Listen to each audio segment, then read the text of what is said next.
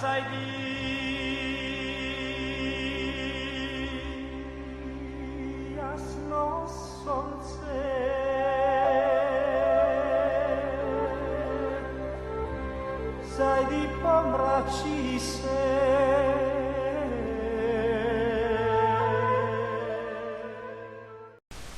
evening. Again from the Synaxis Press area, the monastery. I made a recording, I think I must have mentioned it 2 or 3 recordings ago, when we talk about World War II. We're so rather Eurocentric, perhaps forgetful or ignorant of history, that we think that the Second World War began in 1939 with the invasion of Poland, or perhaps with the shelling of the Danzig Free State. Shelling, I think the post office was the first thing hit by the Germans, the Nazis. After the invasion of Poland then began in the fall of 1939. But the Second World War began in 1931. I don't know why we completely forget the Pacific War. It was a world war, not because it took place all over Europe, but because it took place all over the war. Far more of a world war than World War I. The war began in 1931 with the invasion of Manchuria by the Imperial Japanese Army. By 1939, one of the most outrageous atrocities of either war took place in Nanking, China, called the Rape of Nanking. Probably more people died in the Pacific War than in the Atlantic War. The Pacific War certainly encompassed a much greater territory, through all of Southeast Asia, to Burma, right to the borders of India, and right almost to the shores of Australia. As many allies died in the Pacific as died in the Atlantic. And yet every year when we see the commemoration of the war, we see people flocking to Europe. Of course, there were 2 world wars there, and the Dutch, the Belgians, so many people in Europe were so grateful to the Allies for delivering them. They themselves have a big celebration and invite Canadians and Americans and others to come and join the memorial of the war. I think it's almost tragic that we never hear about the war in Asia and the Pacific. I don't know why we never commemorate that, why we don't remember the great battles of that war. Even the Americans seem even to have forgotten about Iwo Jima, which was iconic for them, for that war. A great many heroes were produced in the war. It's impossible to list all the heroes in a war. When Britain decided to create the Victoria Cross, the Americans have the Congressional Medal of Honor, we have the Victoria Cross. They presented it to Queen Victoria, and the medal read, "For bravery." And Queen Victoria said, "No. All men who go to war are brave. All men who go to war have courage. Let us put for valor, exceptional courage. All men who go to war," she said, "have courage. You can't say for courage nor for bravery, but only for valor. Something beyond and above." And of course she was quite correct.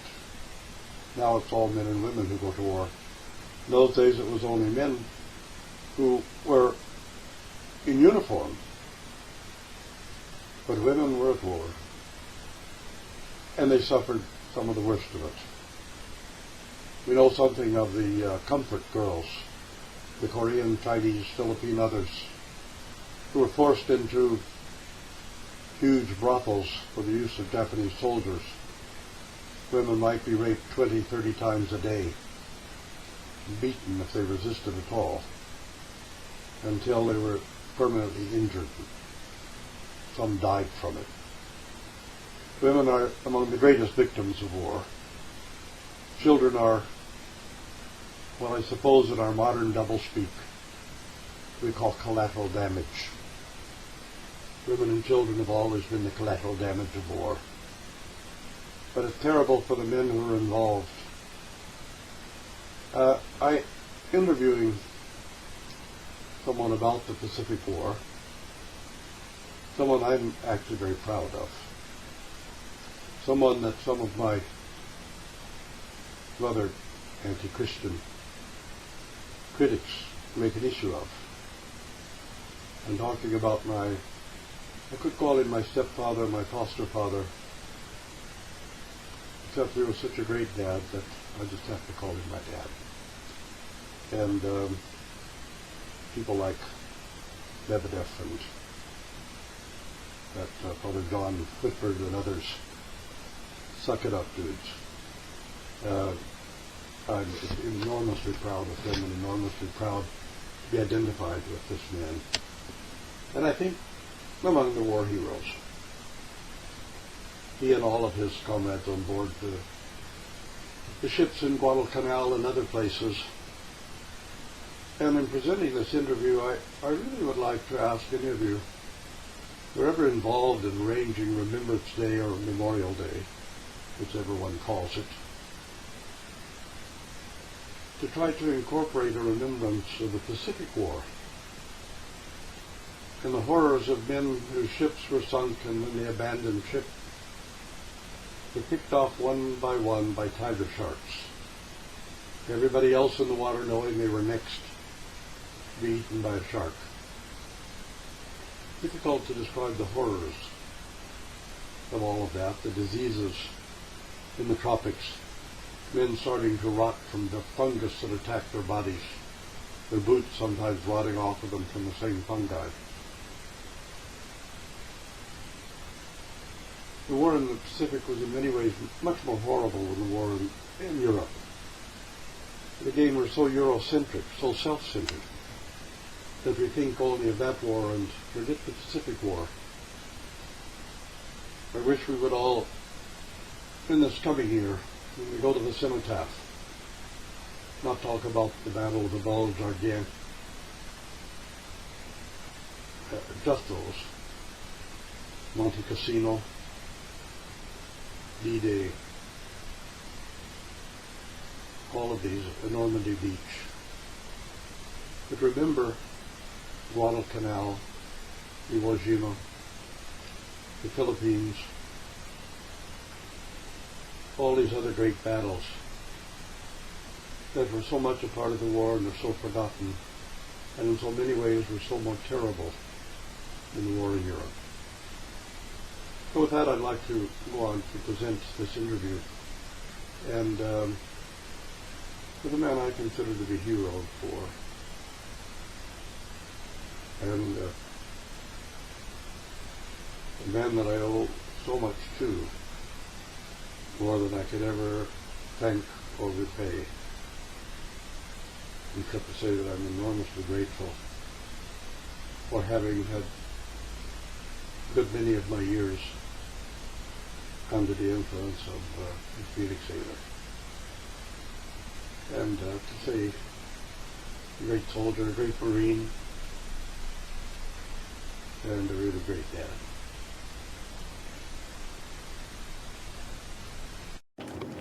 Oh, okay. This is going to push it harder.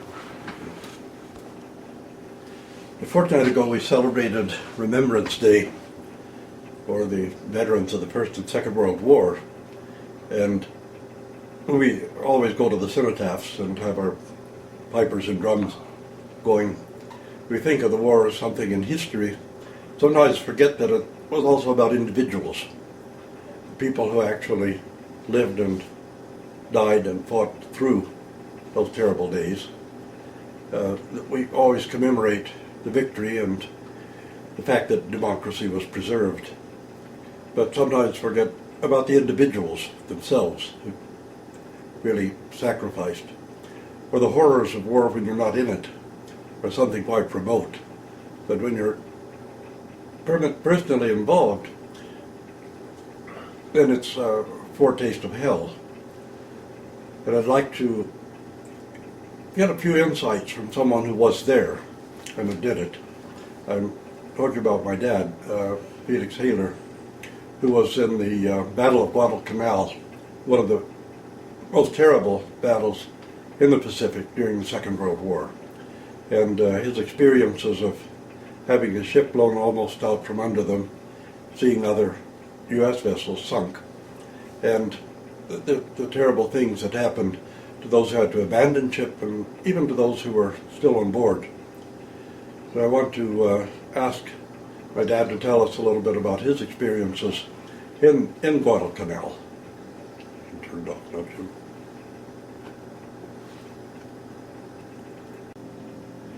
you? Okay, Dad, I wanted you to tell me again some of the stories you told about being in the Battle of Guadalcanal and the USS Portland, which, as I recall, was the last American ship still afloat in Guadalcanal at the end of the battle. And, of course, you were there as a gunner, and you can give us a little bit of insight into what it was like during the heat of the battle on board. Well, I was stationed in Pearl Harbor, and they put me on the Portland. We left for the Solomon Islands, but on the way down we stopped and made a lone raid on Tarawa, blew up a few of their equipment pieces, their radio station, and sank a small ship that was in there, and then left and joined a task force. After joining the task force, we got into a battle in the northern Solomons. The Japanese had a huge task force coming to bomb the people that we just landed at Guadalcanal, and they wanted to bombard the beaches. So it was our job to stop them. In the meantime, the two forces met.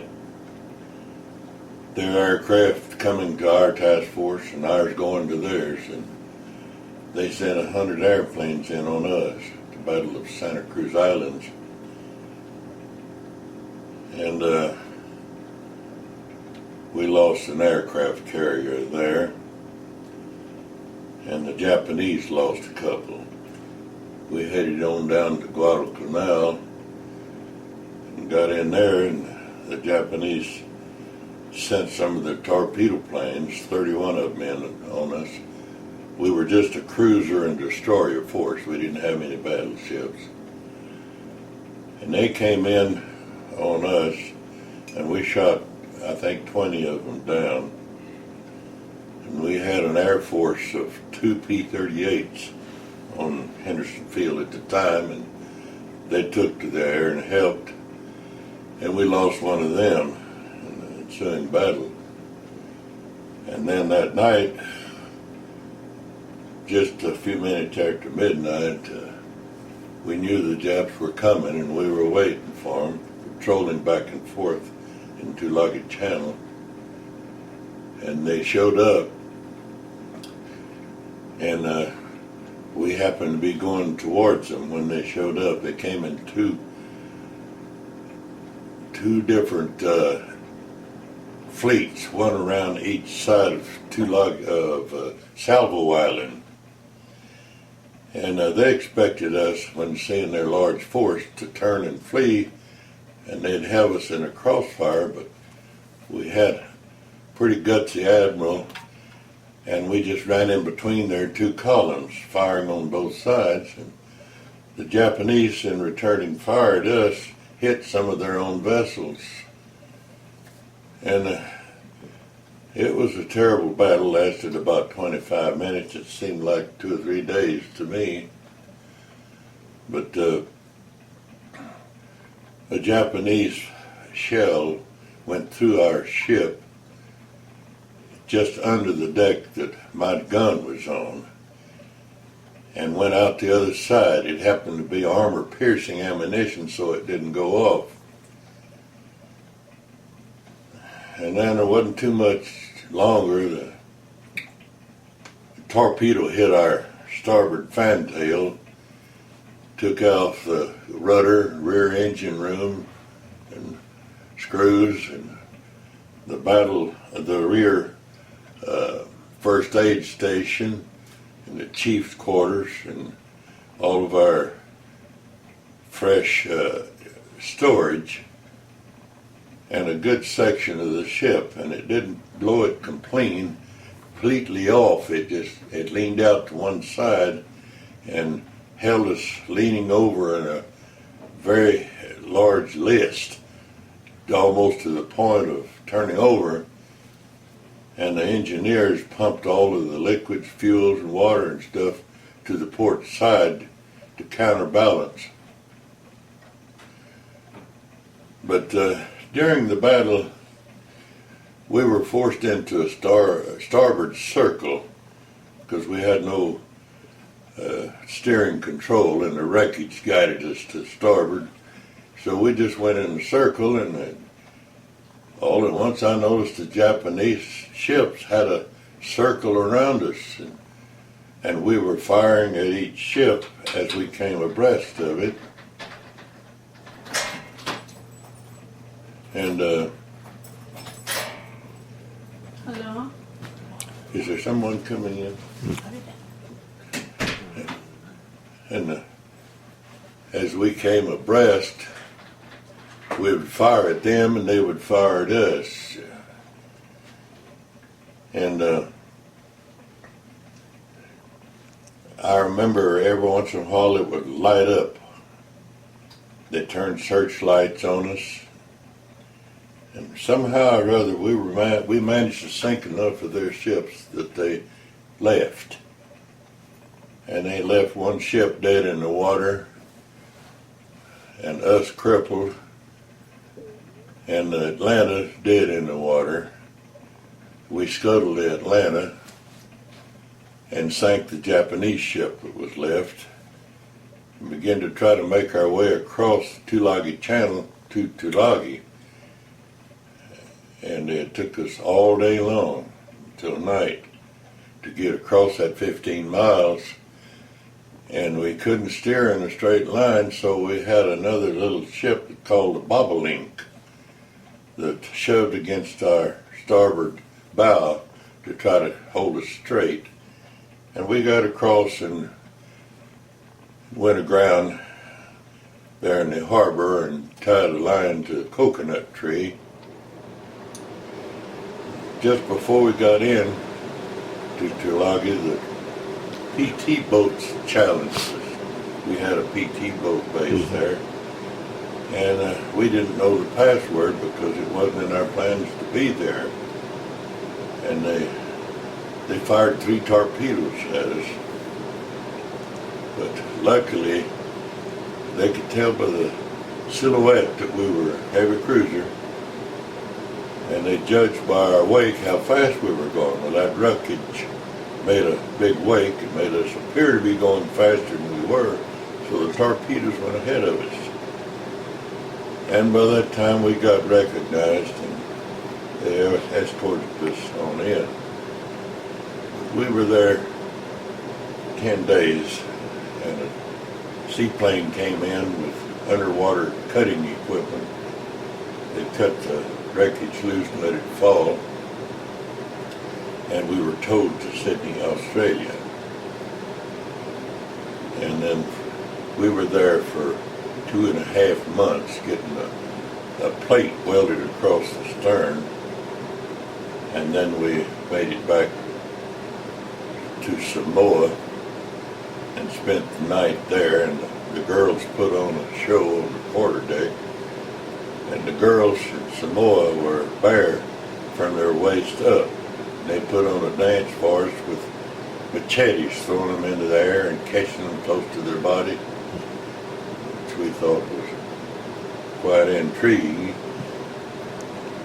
And yet fearful it's going to be a terrible accident. But they were perfectionists. We got back to San Francisco. It took them 4 months to rebuild the ship. And then we went back to the Pacific. They sent us to the Aleutian Islands, and we took Kiska back without any resistance. But there was a terrible storm up there. It lasted 5 days. And we would go over almost to the point of turning over before we'd go back the other way. And it was so severe that it threw the barber chair out of the barber shop and leaked hydraulic fluid all over the deck. Then we went from there back to the South Pacific, and I don't remember the exact order in which they occurred, but we took back the Marshall Islands, Kwajalein, Majuro, and Inuitak, took back Tarawa and the Gilbert Islands, and there was about 20 of them all together. And we finally made it back in and went to the Philippines. In the Philippines we went to Leyte, Mindoro, Luzon, Bataan, and Corregidor.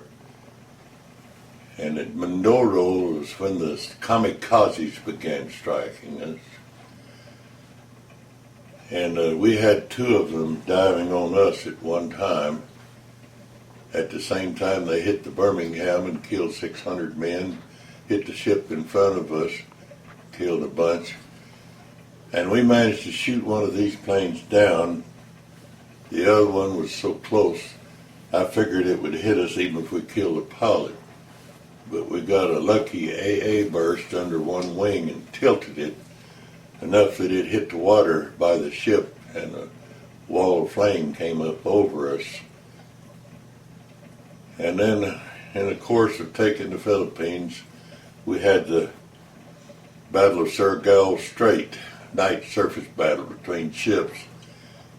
And I think our ship was the only ship in the Navy that experienced 2 night surface battles.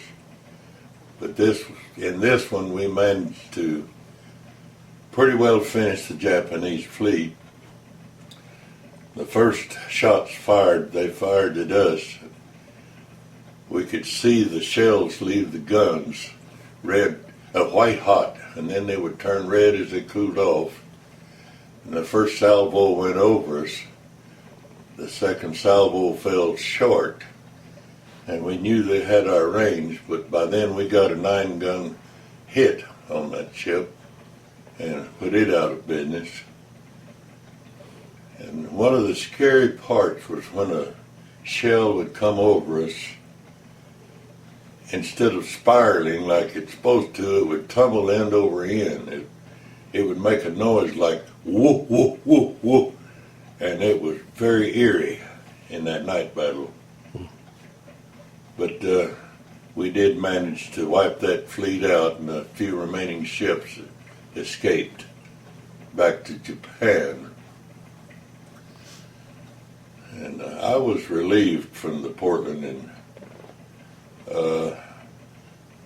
late spring or early summer of 1945, and went back to the States on a ship that had a lot of prisoners of war that we had gotten released over there. And I had quite a experience talking with them about their experiences in prison. And I ended up stationed at the Moffett Field, California, until the war was over, which was just a few months. I was remembering the story about when the Indianapolis was sunk and what happened to the sailors who had to bail out into the sea. Yes. The Indianapolis was our sister ship, and they had gone on a mission, a secret mission, and ordered to have radio silence, so there was no record of their leaving.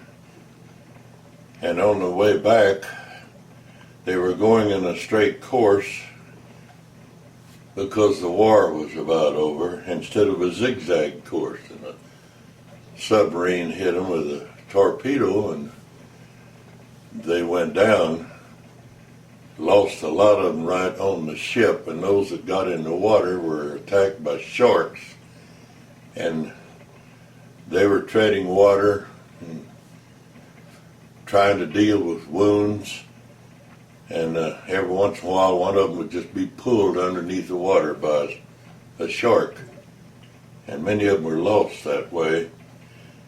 And one of our patrol seaplanes came over and spotted the men down there and circled around and sent word back that they were there, so help could come. In the meantime, the seaplane landed, and the men crawled up onto the wings of it till help could get there. And some of them were badly burned, others were maimed, but very few of the Indianapolis boys got home alive.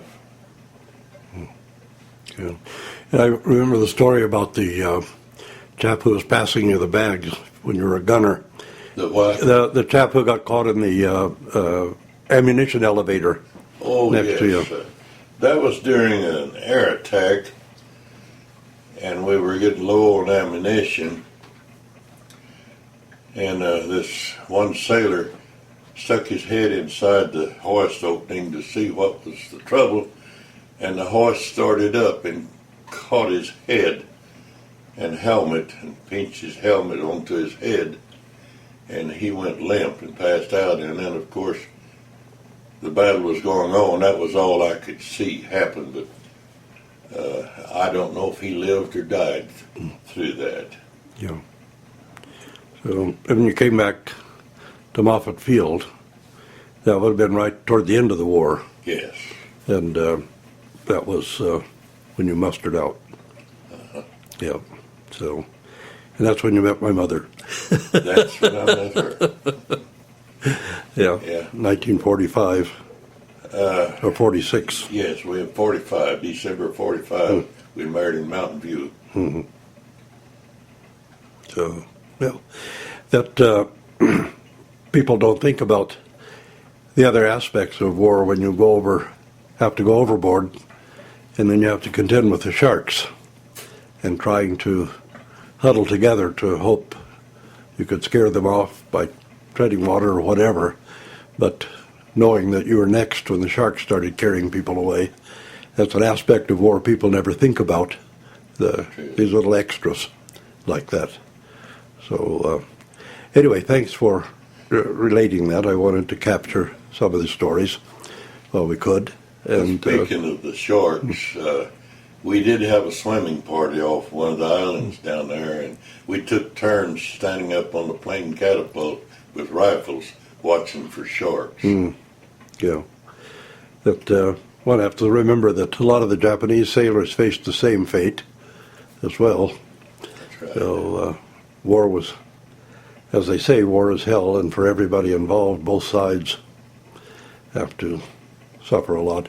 But the ordinary citizens who are pressed into service as sailors and soldiers are the ones who can be sacrificed by the leaders so easily when they start an aggression, like the Japanese invasion of China, which was a series of horror stories.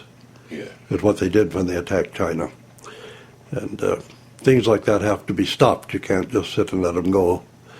But war is still hell. It's necessary sometimes, but hell. I managed to survive 2 years and 10 months in the Pacific Islands out of my 4 years in the Marine Corps. Yeah.